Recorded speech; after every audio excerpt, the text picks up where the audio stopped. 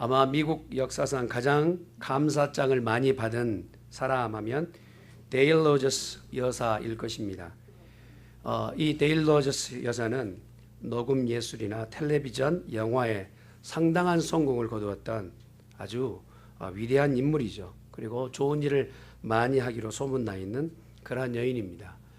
특히나 고아나 정신박야가 그리고 버림받은 불행한 어린이를 도왔던 이 데일 로저스 여사는 그 뒤로도 많은 사람들에게 귀감이 되었던 귀한 여인이죠. 그가 벌여들였던 그 자선 행사가 보통 50번 하기도 어렵고 500번 하기도 어렵고, 그런데 그가 자선 사업의 그 행사를 치러냈던 것이 5,000번 이상이라고 얘기하니 많은 사람들에게 참 귀한 그러한 인물이다라고 말을 해도 과언이 아닐 것 같습니다.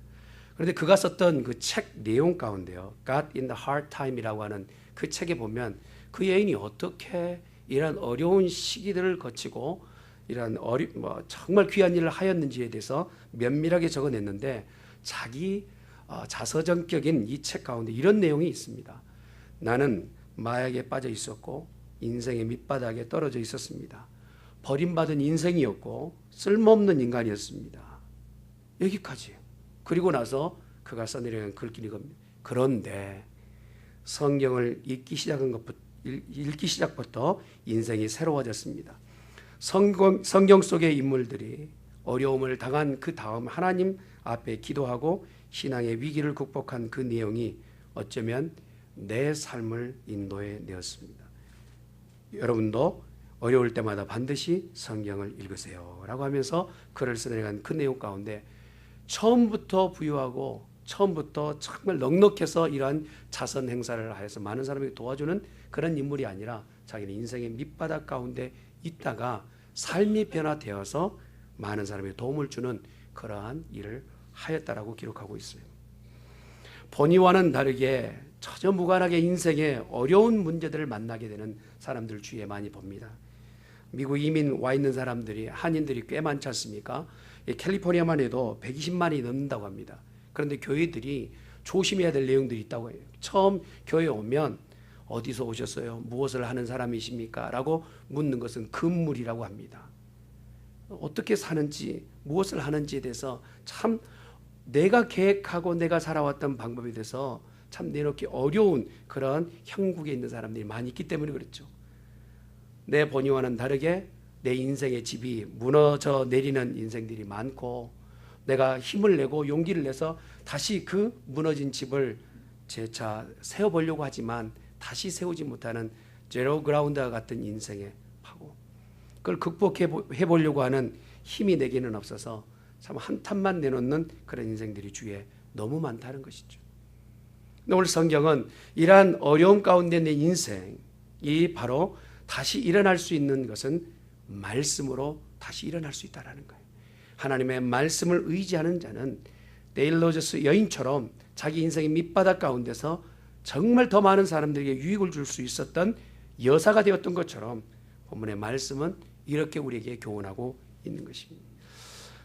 역사 가운데 이스라엘 백성이 BC 586년에 예루살렘이 바벨론에 의해서 완전히 망하게 됩니다. 하나님이 선별하셨던 이스라엘 백성, 그리고 이제 선민이며 성지였던 예루살렘이 완전히 망하게 되었을 때 그들의 실망이란 다른 나라가 망하였던 것보다는 훨씬 더 급격한 그런 실망이 있었을 거예요. 느부갓네살 왕 앞에서 그들은 아주 초계처럼 다 무너져 내려서 이곳에서 불타고 저곳에서 무너져 내린 예루살렘은 다시 복구할 수조차 없는 그러한 지경에 있었고, 정치인들과 가진 기능인들은 다 붙잡혀서 이제 바벨론의 포로 잡혀가는 시간, 고통스러운 시간이 그들에게 있었습니다. 한 70여 년 동안 그들은 포로가 되어서 내일에 대해서 장담하지 못하는 시간들을 지내다가 페르시아 왕이 이제 다시 등극하게 되었을 때 비로소 고레스에 의해서 70년 포로의 그 해방을 맞이하게 되는 그런 감동적 스토리가 성경에 기록되어 있습니다. 되돌아와서 이스라엘 백성들이 했던 것들은 바로 스룹바벨에 의해서 제2차 성전을 다시 재건하고 그리고 이제 성벽을 중건하는 일을 열심을 냅니다. 그러나 이렇게 좋은 일을 함에도 불구하고 어려움은 또 일어나기 있지 않습니까? 이 성벽을 수축하는 일에서 주변 국가들의 방해와 고레스 왕 이후에 있었던 아닥사스 왕에게 일고하여서 그 일이 중단되게끔 하는 시간들이 있게 됩니다. 그리고 나서 제3차의 이제 느헤미야를 통하여서 성벽이 완전히 중건되는 그러한 쾌거를 이루게 됩니다. 참 이 풍노와 같은 이스라엘 백성들의 삶, 포로되어 70년 동안 나라 없이 살다가 다시 이제 해방하여서 고국에 들어왔지만 성벽과 성전을 짓는 이 모든 것 가운데서 정말 힘을 썼지만 그 어려운 시간들이 거의 100년이 지나가는 동안 성벽이 준공되는 시간이 긴 시간이 지나가요. 완공할 때까지. 그리고 완전히 다 준공한 다음에 그들 가운데 허탈감이 오히려 있게 됩니다. 다 성벽을 쌓고 나서야 그들에게서 성벽은 완공되었는데 오늘 우리 가운데서 무엇인가 공허한 것은 이유를 들 수 없는 거예요. 자, 눈앞에 성전은 수룹바벨 성전이 예전만은 아니지만 솔로몬의 성전만큼은 아니지만 수룹바벨 성전이 완공되었어요. 그리고 예루살렘 성벽이 다 중건되었어요. 그러면 이제 만족하고 참 기쁘다 해야 되지 않겠습니까? 그런데 이스라엘 백성들 안에 마음에는 아직 그 마음을 다 채우지 못한 그 무엇이 있었던 겁니다. 그때에 오늘 이제 말씀을 전하는 귀한 사도를 통해서 종을 통하여서 말씀을 전해달라 에스라 선지자에게 말씀을 요청하는 것을 보게 됩니다. 그 마음의 공허함을 채울 수 있는 것은 오직 하나님의 말씀이라는 것이죠. 7월 1일 나팔절이 되자 이스라엘 백성이 일제히 요구합니다. 우리가 광장에 모였으니 학사 에스라여 우리에게 율법을 들려주시오라고 요청합니다. 수십 년 동안 고난당하고 또 문제가 해결되고 거듭거듭 이 문제 해결되고 시간이 지나가는 동안 풀리지 않는 그 숙제와 같은 것이 내 안에 있는 거예요. 왜 우리나라가 망했는가? 왜 이런 어려운 시간들이 지나가고 있는가? 지금 우리의 이 현재의 삶 가운데서 내일은 우리는 어떻게 될 것인가? 과거도 의문이지만 현재조차도 해명할 수 없고 미래는 더 막연한 거예요. 이러한 이스라엘 백성들의 삶 가운데서 오직 답은 하나님의 말씀밖에 없다는 사실을 깨닫게 된 겁니다. 왜 이스라엘 백성이 망하게 되었는지, 왜 이런 아픔이 계속되는 현재를 살아야 되는지, 앞으로 미래는 어떻게 될 것인지. 그래서 제사장 격이면서 학사인 에스라에게 성경을 낭독해 달라고 요청하고 있는 것입니다. 왜요? 말씀은 우리의 삶 가운데 등불이 되며 빛이 되기 때문에 그렇습니다. 잠언 6장 23절에 보니까 대저 명령은 등불이요 법은 빛이라 라고 말씀하십니다. 내 인생의 어둡고 캄캄한 암흑과 같은 그러한 인생을 내가 해결할 수 없는 문제 가운데 있는 우리들 가운데 주의 말씀은 내 발의 등이요 내 길의 빛이 되기 때문에 그렇단 말이에요. 시편 19편 7절에서 9절의 말씀은 여호와의 율법은 완전하여 영혼을 솟게 하고 여호와의 증거는 확실하여 우둔한 자로 지혜롭게 하며 여호와의 교훈은 정직하여 마음을 기쁘게 하고 여호와의 계명은 순결하여 눈을 밝게 하는도다 말씀하세요. 내가 현재와 미래, 아니 이전에 있었던 과거의 문제에 답을 찾지 못했을 때 하나님의 말씀을 떠들어 그 말씀을 읽을 때 비로소 무엇이 우리 가운데 문제였으며 무엇을 붙잡아야 되는지를 알려주시는 생명과 같은 말씀, 이스라엘 백성이 붙잡은 것이 바로 하나님의 말씀이었다는 것이죠. 그러나 하나님의 말씀을 대하는 이들의 삶의 모습을 보니까 각자가 말씀을 요구해요. 한번 따라합시다. 말씀을 사모하라. 이스라엘 백성이 가지고 있었던 재주를 가지고 모든 일을 다 건축하고 중축한 다음에 그들이 요구했던 것은 말씀을 사모하게 됩니다. 강론하실 말씀을 기대하는 거예요. 이스라엘 백성 모두가 이제 자기가 가지고 있었던 그 아픔의 모든 지난 날들 가운데 이제 내 인생의 앞일을 보니까 말씀만이 해답이라고 되어 있는 거예요. 그래서 에스라 선지자를 통하여서 이제 말씀을 얘기하는 거죠.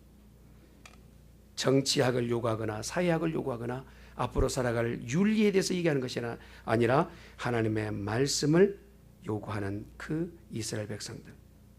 그런데 오늘 이 이스라엘 백성들이 말씀을 열망하는 그 정도가 이스라엘 백성들이 아침부터 새벽부터 말씀을 듣는데 정오까지 말씀을 귀 기울여 들었다는 것이죠. 장작 6시간 동안 말씀을 들어요. 그들의 태도예요. 어떤 분은 이런 말씀을 하시더라고요. 그 교회의 영적 수준을 보려면 말씀을 듣는 태도를 보면 안다. 자, 이스라엘 백성이요, 어려운 시기를 지나고 지금 말씀을 듣는데 6시간 동안 서서 말씀을 들어요. 제가 만약에 설교를 한 30분 더 길게 한다면 여러분 표정이 달라질 거예요. 그리고 6시간 동안 뭐 설교는 아니고 성경을 계속해서 6시간 읽고 있다면 6시간 지나고 나서 여기에 자리 지킬 분이 그리 많지 않을 거예요. 그런데 성경에 보니까 이스라엘 백성이 얼마나 하나님의 말씀을 갈망하고 열망했던지 말씀을 강론하는 동안 서서 6시간 동안 그 자리를 지키는 장면을 볼 수가 있어요. 무엇이 이들을 이렇게 만들었을까요? 마지막 때에 아모스 선지자를 통하여서 들려주신 말씀은 아모스 8장 11절에 이런 말씀을 주십니다. 보라, 날이 이를지라 내가 기근을 땅에 보내리니 양식이 없어 주림이 아니며 물이 없어 가람이 아니요 여호와의 말씀을 듣지 못함이 기갈이니라 말씀하세요. 그들이 하나님의 말씀을 이제 듣지 못하고 긴 시간 지나왔다가 이제 해방되어지고 이스라엘 가운데 자리 잡은 지 자리매김한 지 100여 년이 지났음에도 불구하고 하나님의 말씀이 그들 가운데 들리지 않아요.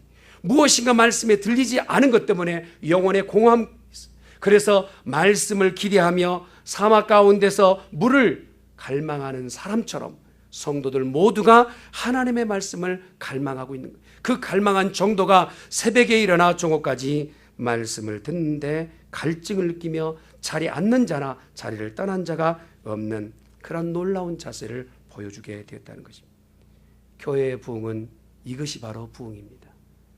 내가 하나님의 말씀에 갈증을 느끼고 그 말씀 앞에 입각하여 말씀을 들으려고 하는 그 자세, 이것이 바로 부흥입니다. 사랑하는 성도 여러분, 무더운 여름철 뜨거운 태양이 내리쬐는 사막 벌판 가운데서 그 사막 가운데서 한 모금의 물이라는 것이 얼마나 귀하고 얼마나 갈망되어지는 물입니까? 그것을 갈증을 느끼면서 요구하는 이스라엘 백성들의 마음, 이것이 바로 말씀을 사모하는 이스라엘 백성들의 마음이었다는 것이죠. 또한 이스라엘 백성들 가운데서 더 그들이 갈망을 느꼈던 것은 무엇입니까? 말씀에 대해서 밝히 알고자 하는 마음이었던 것이죠. 오늘 읽진 않았지만 그 다음 구절의 13절에 보면 이런 말씀이 있습니다. 그 이튿날 뭇 백성과 족장들과 제사장들과 레위 사람들이 율법의 말씀을 밝히 알고자 하여 학사에스라의 곳에 모여서라고. 6시간 강론하고 나서 그 다음날 다시 모여서 다시 그 해석을 해달라고 요구하는 그 이스라엘 백성들의 모습을 보게 됩니다. 도대체 성경의 말씀이 얼마나 좋은 것이기에, 말씀이 얼마나 그들의 입맛에 달았기에 그들이 이렇게 하루에 6시간의 말씀을 듣고도 그 다음날 다시 뜻을 전해달라고 요구하고 있는지. 사람이 떡으로만 살 것이 아니요 하나님의 입에서 나오는 말씀으로 살 것이라 말씀하신 마태복음 4장 4절의 그 말씀은 바로 내 영혼의 참 양식은 하나님의 입에서 나오는 말씀이라는 사실. 영혼이 사는 것은 생명의 말씀임을 믿습니다. 교회사에도 간혹 이러한 부흥의 역사가 있었어요. 그 부흥의 역사는 결국 사람들이 많이 모여드는 그 사람의 부흥이 아니라 말씀을 사모하는 사람, 말씀을 내 영혼 가운데서 깃들이는 이 말씀을 들으려고 하는 그 요구, 이것이 바로 부흥의 시작이었다는 것입니다. 말씀 앞에 무릎을 꿇고 말씀 앞에서 자기의 삶을 점검하는 이 부흥, 이것이 바로 오늘 이 땅 가운데 다시 기대되는 부흥인 줄 믿습니다.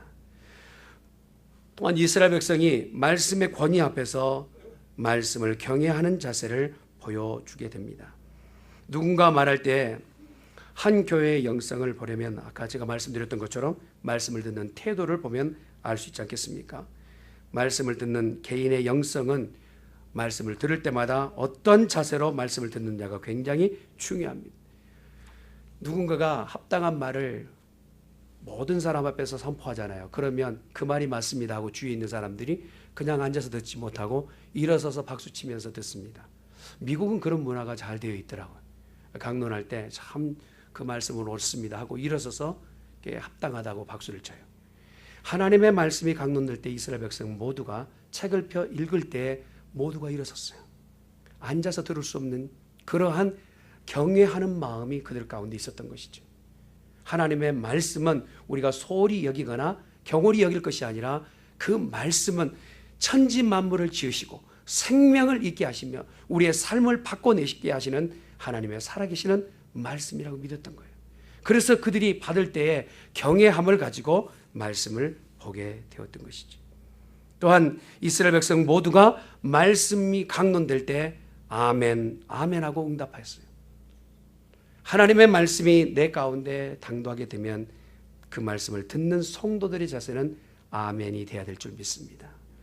에스라가 광대하신 하나님 여호와를 송축하며 모든 백성이 손을 들고 아멘, 아멘 응답하고 몸을 굽혀 엎드려 여호와께 경배하였느니라 말씀하십니다. 말씀을 듣는 성도들, 그 태도는 바로 하나님의 말씀 앞에 아멘 하였다는 것이죠. 말씀의 권위에 대한 백성들의 그 모습을 통하여서 하나님이 말씀이 전달되는 곳곳마다 삶을 바뀌어내는 기적을 나타내 보이시는 것이죠. 말씀의 권위가 존중되는 것은, 그리고 그 말씀이 순종되어지는 것은 언제나 기적이 나타났어요. 한번 따라할까요? 말씀이 순종되어지는 것은 기적이 나타났다. 하나님을 경외하기를 원하십니까? 성경의 말씀을 경외하십시오. 하나님에게 순종하기를 원하십니까? 말씀에 순종하십시오. 하나님을 사랑한다고 지금 고백하고 계십니까? 주의 말씀을 사랑하십시오. 그 말씀을 사랑하는 자가 바로 하나님을 사랑하는 자요, 하나님의 말씀을 순종하는 자가 하나님께 순종하는 자인 줄 믿습니다. 나의 생각과 나의 철학이 이제껏 인생을 이끌어 왔어요. 그리고 내가 가지고 있는 정열적 그 삶의 주장이 나를 여기까지 이끌어 왔어요. 그러나 이스라엘 백성들 가운데 그 눈앞에 보여진 모든 솔로몬 성전이 회파되고 예루살렘의 성벽이 무너져 있는 모습처럼 내 인생이 다 무너져 내린 것은 결국은 내가 나를 이끌어 왔기 때문에 그렇다라고 고백되집니다. 하나님의 말씀을 들었던 이스라엘 백성이요, 아하, 그래서 우리가 이렇게 망하게 되었구나, 그래서 현재 여기 서 있구나. 그러나 하나님의 말씀에 순종하기만 한다면 내 인생의 앞일은 하나님께서 이끌어 가시겠다라고 하는 그러한 믿음이 생기게 되었다는 것이죠. 종교 계획자들 가운데요, 이상한 관습이 있었어요. 또 이상하다 하면 좀 표현이 그렇습니다만 다음과 같은 관습이 있었습니다. 그들이 회의할 때마다, 모일 때마다 이런 얘기를 합니다. 성경에 의하면 주님께서 우리에게 이렇게 말씀하십니다. 그러니까 우리는 이렇게 해야 합니다. 한번 따라합시다. 성경이 하라고 하시니까 그렇게 해야 합니다. 교회에 이렇게 시험된 일들을 보면요, 말씀은 은혜를 다 받아서 얼굴이 환해요. 그런데 말씀 다음에 회의가 있거나 모임이 있고 무엇인가 결의해야 될 사항이 있잖아요. 은혜 받은 것은 다 까먹고 회의 가운데서 서로 고함을 지르며 시험되는 장면들을 보게 돼요. 말씀은 온데간데 없고 회의하다가 회의에 빠지게 돼요.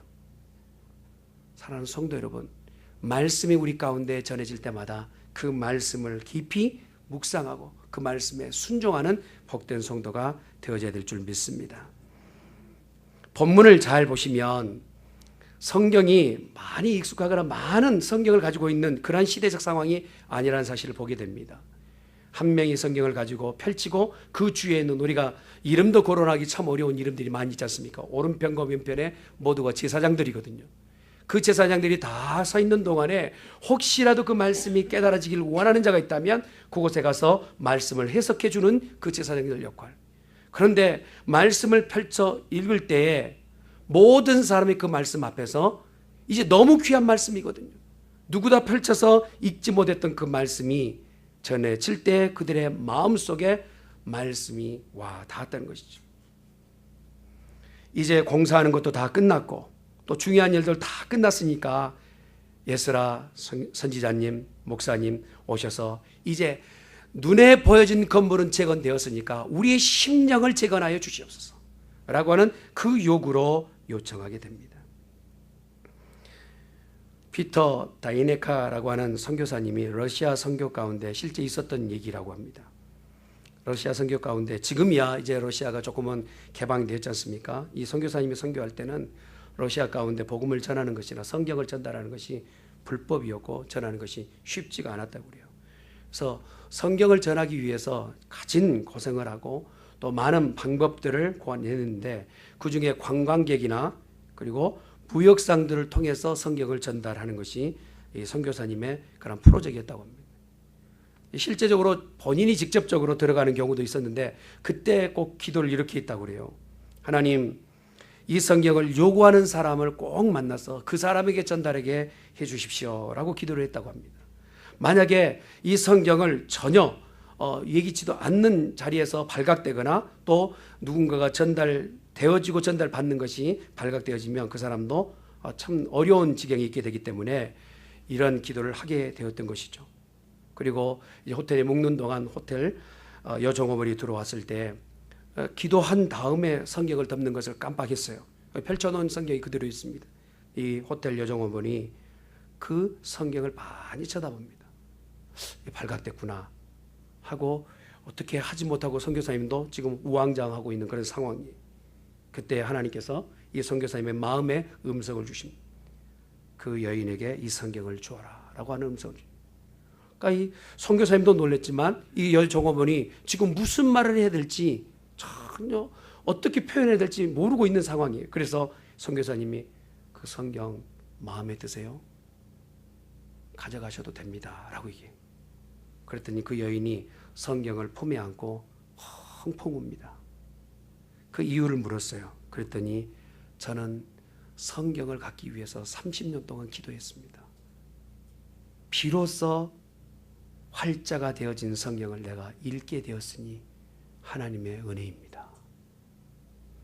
지금 시대야 널린 게 성경이고 정말 발에 걸린 것이 성경이어서 성경에 대한 이 중요성을 우리가 알지 못하지만 지금도 성경이 없어서 말씀 한 구절 읽고자 하는 그러한 강팍한 지역에서 말씀을 사모하는 영혼들이 얼마나 많은지, 그러나 너무나 풍요 가운데서 우리가 누리지 못하는 믿음의 성도들이라면 다시 한번 이 말씀을 하나님의 말씀으로 듣고 또한 말씀에 순종하는 우리 모두가 되어지시길 예수님이 축원합니다. 새로운 역사가 필요했던 이스라엘 백성, 지금은 아주 중요한 위치에 서 있어요. 이렇게 그냥 살다가 인생을 마무리 지을 것인가? 아니면 하나님의 뜻대로 예전처럼 번영을 이루었던 하나님의 말씀을 들어서 다윗과 솔로몬과 같은 그 부귀의 영화, 하나님이 함께 하셨던 그 영화스러운 자리에 있을 것인가? 대전환점에 서 있는 이스라엘 백성, 그들이 요구하며 결정했던 것은 말씀을 듣는 것이었고 에스라 사도를 통해 선지자를 통하여서 말씀은 듣는 자리에 있게 되었습니다. 그때 모든 성도가 하나도 빠짐없이 말씀 앞에서 아멘, 아멘 하는 것이죠. 이 말씀의 권위 앞에, 이 말씀의 생명 앞에, 이 말씀의 위대함 앞에 온 성도가 아멘 한 것이죠. 전 세계 유명한 신학자인 벤자민 워플리는 이런 얘기를 했어요. 내가 성경을 펼칠 때마다 하나님께서 내게 말씀하신다. 여러분, 성경을 펼치시면 하나님은 말씀하십니까? 아멘. 성경을 펼칠 때마다 하나님의 음성을 들을 수 있기를 주님의 이름으로 축원합니다. 하나님의 말씀은 어떻게 우리에게 전달됩니까? 두려워 말라 하시는 말씀이 있어요. 펼쳤는데 두려워 말라 말씀하세요. 여러분, 세상의 책자 가운데서도 이러한 비슷한 어구들이 있어요. 두려워 말라 하는 그러한 이 어구들이 있습니다. 그러나 그들이 말하고 있는 두려워 말라와 하나님의 말씀인 성경에 기록되는 두려워 말라는 전혀 내용이 다릅니다. 천지 만물을 지으시고 역사를 운행하시는 그 하나님께서 오늘 저와 여러분에게 두려워 말라 말씀하시면 두려움을 없이 하실 전능하실 하나님, 그리고 우리의 앞길에 하나님께서 보장하실 하나님, 그 하나님을 믿고 두려움을 뒤로 던지는 우리의 믿음의 성도가 되어져야 될 줄 믿습니다. 두려워 말라 너와 함께함이라 이사야 41장 10절에 기록된 말씀처럼 우리가 이 말씀을 가지고 격려를 삼고 믿음으로 전진해 갈 때 불안과 절망은 우리를 더 이상 어렵게 하지 못하게 될 줄 믿습니다. 한 가지 더 우리가 생각할 것은 말씀이 우리에게 전달될 때마다 전인격적 반응이 우리에게 필요하다는 것이죠. 오늘 말씀을 들을 때요, 성도들의 이스라엘 백성들이 받는 그 반응이 있습니다. 그것은 첫 번째로 깨달았다라는 거예요. 말씀이 전달될 때마다 말씀이 깨달아지는 것은 큰 축복입니다. 여러분, 전하는 자도요, 말씀이 전달되어서 깨달아지게끔 잘 준비해야 되겠지만 말씀을 듣는 이도 그 말씀이 내 가운데서 깨달아지기를 원합니다 하는 것도 말씀을 듣는 자들의 책임이기도 해요. 그런데 오늘 말씀이 전해질 때 제사장들과 함께 전해진 모든 말씀이 깨달아지면서 아멘하게 되는 것이죠. 말씀을 듣는 백성들의 그 자세 가운데서 전인적으로 먼저는 지식으로 와 닿아야 된다는 거예요. 하나님의 말씀이 왜 재미없고 따분하냐면 말씀이 이해되지 않기 때문에 따분하고 지루한 거예요. 그러나 말씀이 이해되고 깨달아진다면 말씀은 송이꿀보다 더 단 내게 생명의 말씀이 되게 될 줄 믿습니다. 우리 중앙교회 성도들 모두가 말씀의 깊이를 깨닫고 말씀의 참맛을 누리는 성도가 되었으면 좋겠습니다. 말씀의 깊이와 말씀의 거룩한 영광을 맛보는 이 성도들, 그런 성도들은 깨달음이 먼저 있어져야 된다 성경은 요구하고 계시죠. 또한 이스라엘 백성의 말씀을 깨닫고 깨달은 다음에 어떻게 됐습니까? 그들은 자기의 죄를 고백하며 울었다고 성경이 얘기합니다. 직접적으로 말씀을 깨달을 뿐만 아니라 말씀을 듣고 온 이스라엘 백성이 우는 장면이 기록되어 있습니다. 이것은 바로 감성적 반응입니다. 말씀을 통하여 하나님이 깨닫게 하신다면 그 말씀을 듣고 그대로 살지 못한 내 삶에 대해서 나는 왜 이렇게 하나님의 말씀대로 살지 못한가 스스로가 자책하며 하나님 앞에 회개하는 일들이 있어져야 된다는 것이죠. 어떤 시인의 글귀 가운데 이런 내용이 있더라고요. 저에게 검은 가죽의 표지인 성경책이 이제 맑은 거울이 되기까지 오랜 세월이 걸렸습니다. 성경책 읽을 때는 성서였습니다. 그렇죠. 그냥 책이었습니다. 그러나 성경책을 내가 비추어 볼 때는 성경이었습니다. 여기서 경은 거울경자예요. 거룩한 거울이었습니다. 내가 이제껏 성경을 볼 때 의무적으로 그냥 읽을 때는 그냥 읽는 데 국한되었지만 다시 내 삶을 성경에 비춰 보았을 때 내가 드러나게 되었습니다.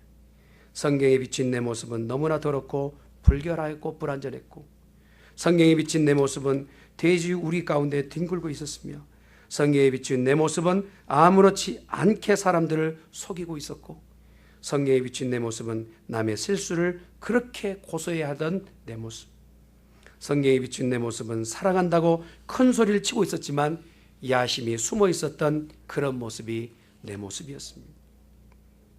이 초라하고 비참한 추잡스러운 내 모습이 성경에서 내가 비추어졌을 때 그때야 비로소 나는 눈물 흘리게 되고 진정한 내 모습을 발견하게 되었습니다. 이제는 나는 크게 손해보더라도 거짓말을 하지 않는 그러한 사람이 되었고 나는 사람을 비평하거나 흉보는 것보다 이제 다른 사람을 축복하는 사람이 되었고 나는 명예와 권세와 감투와 자랑거리를 높이 사는 사람이 아니라 하나님의 뜻을 앞에 두는 사람이 되었습니다. 사랑하는 성도 여러분, 말씀이 우리의 삶을 바꿔낼 줄 믿습니다. 이제껏 내가 그렇게 인생을 살아왔다면 다시 말씀을 들어 읽읍시다. 그리고 말씀에 내 모습을 비춰보십시다. 잘못되고 있다면 그 내 모습을 바꿔내는 복된 성도가 되어져야 될 줄 믿습니다. 한 가지 더 우리가 말씀을 볼 때에 순종해야만 합니다. 오늘 12절까지는 읽었지만 13절 이후의 말씀은 이렇습니다. 그 가운데 초막제를 지키라 라고 말씀을 듣게 돼요. 이들은요 이전에 한 번도 이런 말씀을 들어본 적이 없어요. 절기에 대해서 들어보지 못했어요. 그러니 들려진 말씀이 무엇이라고 얘기하는 건가? 초막절이 도대체 무엇인가? 라고 말씀을 해석해 주는 자를 통해서 말씀을 들어보니 하나님이 요구하시는 절기 중에 초막절이 있는 거예요. 그러고 나서 그 자리에서 모두가 다 같이 우리 말씀이 이렇게 요구하시니 초막절을 지키십시다. 순종하게 됩니다. 깨닫고 그리고 내 가운데서 회개하며 그 다음에 삶으로 살아내는 순종, 이것이 바로 이스라엘 백성들이 시작하게 되었던 말씀에 대한 반응이었다는 것이죠. 오늘 하나님께서 우리에게 요구하시는 것은 무엇일까요? 말씀이 전달되면 깨닫기를 원하세요. 그리고 그 깨달은 말씀 앞에 내가 하나님 앞에 회개하기를 원하세요. 그 회개한 이후에 인생에 다시 한번 삶을 내놓는 순종하기를 원하는 삶을 요구하고 계신다는 것이죠. 저와 여러분, 성경을 보는 우리들의 자세는 어떻습니까? 또 말씀을 바라보는 우리들은 어떻게 지금 성경 앞에 서고 있습니까? 우리 모두가 하나님의 말씀 앞에 온전히 서서 요구하신 대로 말씀에 순종해가는 우리 모두가 되시길 예수님 축원합니다. 우울하거나 삶이 공고하거나 잠이 오지 않을 때요, 마음을 다스릴 수 있는 좋은 방법이 있다고 합니다. 그것은 바로 성경을 품에 꼭 안는 거예요. 불안하고 초조하고 방법이 없을 때, 그때 성경 안에 따뜻한 그 기운이 전해집니다. 어떤 기운이요? 성경 안에서 아들의 문제 때문에 애통하던 다윗이 느껴지고, 이스라엘을 사랑하던 눈물을 흘리던, 사랑해서 눈물 흘리던 그 주님의 눈물이 느껴지고, 돌에 맞아 죽어가면서도 복음을 전하였던 스데반이 느껴지고, 그리고 내일 사형장에 들어갈 그 사형장의 형틀에서 이슬처럼 사라질 그 베드로가 밤새 정말 코 골면서 잠 잘 자는 그 믿음이 느껴지는 그런 느낌이 느껴지는, 성경을 가슴에 안고 그렇게 다시 한번 삶을 각오한다면 그 뜨거운 감정이 우리 가운데 전달된다는 것이죠. 사납던 개도 며칠만 먹지 않으면 기운이 없어서 짖지를 못해요. 그렇지 않습니까? 그런데도 거북이는 500일 동안도 음식을 먹지 않고도 잘 견딘다고 합니다. 미국의 속담 가운데, 교회 안에서 속담입니다. 미국에서 영의 양식인 성경을 들춰보지 않고 말씀을 읽지 않는 교인을 거북이 신앙이라고 합니다. 500일 동안도 양식을 먹지 않아도 견뎌낼 수 있는 거북이처럼 말씀을 전혀 들춰보지 않아도 내 삶에는 전혀 작용하지 않는 그런 일이라면 말씀을 다시 들어 먹는 성도가 되어야 될 줄 믿습니다. 성경 읽는 것이 우리의 능력이 되고 말씀하신 하나님 앞에 순종함이 우리의 능력이 되는 복된 중앙교회 성도 되시기를 예수님의 이름으로 축원합니다.